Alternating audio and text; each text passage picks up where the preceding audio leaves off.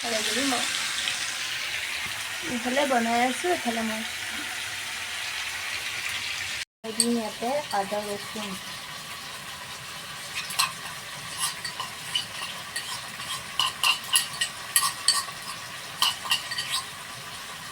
আদা ৰচুন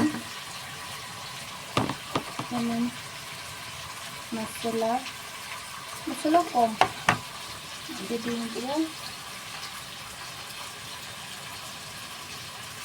কালাৰৰ কাৰণে অকণমান ৰেড চিলি।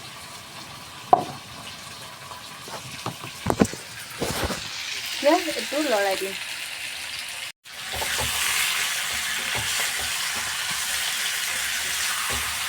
খুব লৰাই থাকিব লাগিব।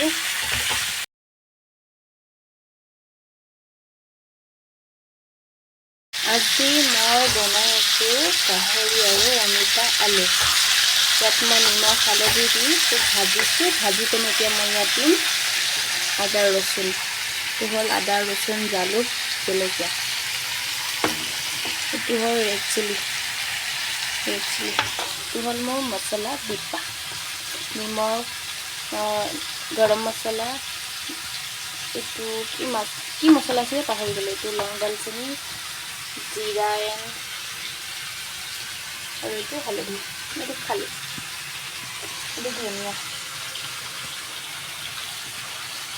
এইটো বনাইছোঁ।